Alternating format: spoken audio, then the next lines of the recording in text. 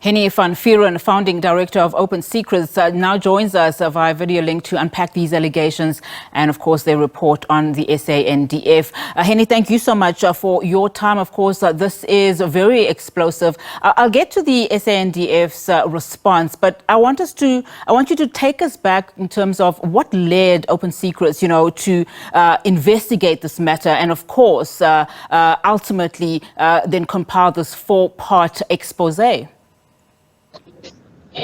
Unasi, thanks very much. Indeed, what we do at Open Secrets as a civil society organization is to investigate and seek accountability based on evidence. And that evidence found its way to us in different parts. We initially were interested in the question around transparency of loading material on and off onto the Lady R vessel in December last year. Recall the Russian owned vessel that was alleged to have loaded weapons on and or off at Simonstown in December last year. What we identified was a number of vehicles that were parked close to the shipment that went to the Lady R, and those all belong to a special forces, a military front company called Peters Communications Trust. Now that sparked interest in us because we hadn't seen the military owning front companies since the days of apartheid. Why do they have front companies? Firstly, it's not normal practice in a democracy. But then we linked one of those vehicles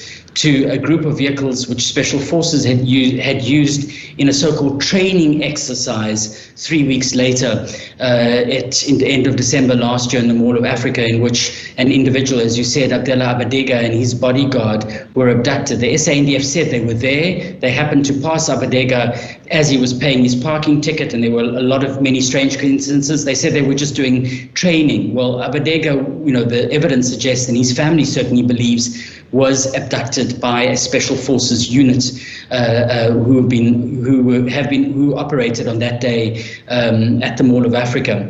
And then, Unati, our investigation moved forward because something really awful happened on the 6th of August this year.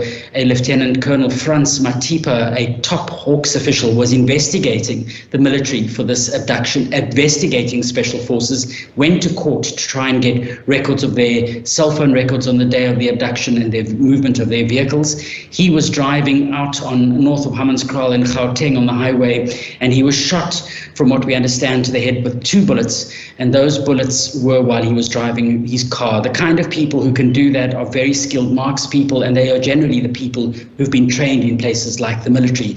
And so many fingers point towards, again, the military involvement in the murder of one of the top police officers in our country. That's Frans Matipa.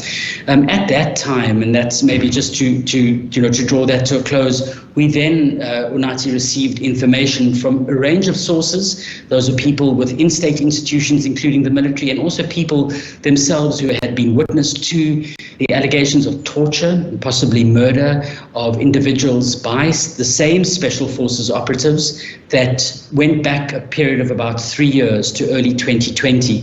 At that time, the military was investigating the theft of 18 rifles and some pistols from a military base close to Tabatswane. And what all of our sources have suggested, and many of them need to remain unnamed, is that although they were investigating this internally, which the military has every right to do, military police, the military sent out special forces and other operatives outside of the military base and started to hunt down individuals who they thought could be implicated in the theft of that rifle. And we have to say thought because there was scant evidence, and obviously this was criminal activity. The military can't operate outside of the military bases without the approval of the President and Parliament, which didn't happen in this instance. And so these people were hunted down. We know in one instance a person was taken back to Tabatswane military base, a man by the name of Spamandla. He was tortured to the point overnight that his body turned green from the beating by senior officials within the military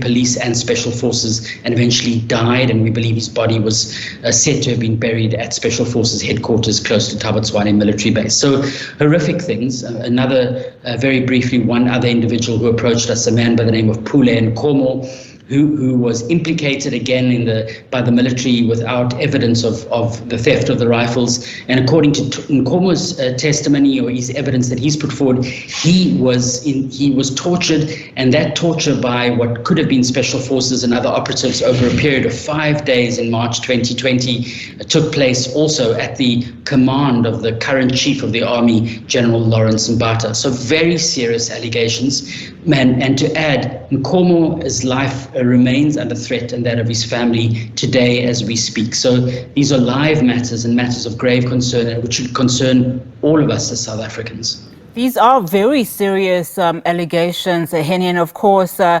shocking that they actually happened right here in South Africa. And of course, if true, violating several humanitarian rights, especially outlined by the UN. So, of course, let's just go back to the chief of the SANDF, General Rudzani Maphwanya, of course, dismissing this. But he says this is nothing but fabrication. Where to now, Hennie, in terms of making sure that this deserves or gets the attention that it needs? I mean, is it that simple that it is fabrication?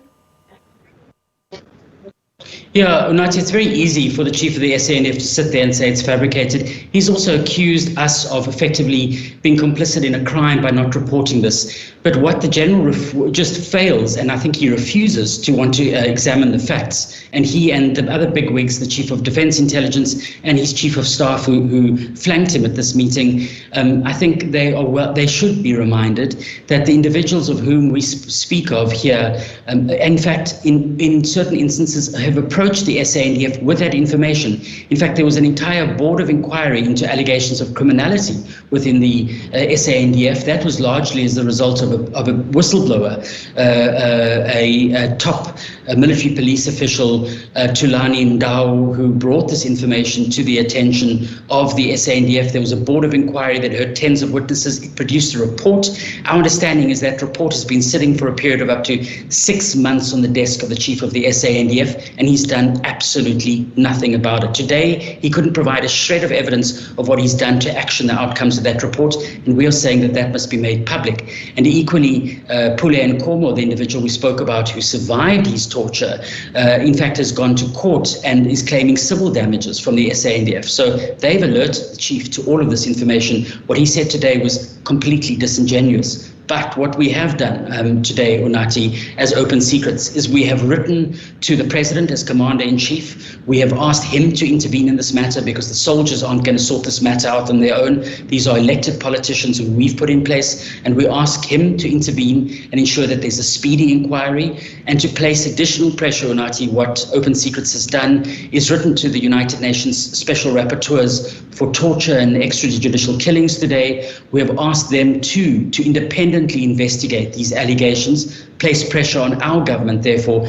to ensure that, in fact, this matter is speedily resolved, and anyone, whether those are generals, whether those are colonels, lieutenant colonels in the military, or anyone else who's implicated, they need to be investigated and need to be held to account so that the public has faith in our defence force, in our public institutions. The SANDF is a key public institution, and there are many brave soldiers who are speaking out against the abuse within the ranks. And I think this should be a moment for there to be openness, for the moment to be accountability. And Open Secrets and other civil society organisations are no doubt going to keep up the pressure, because these are fundamentally issues of accountability and the human rights of all South Africans.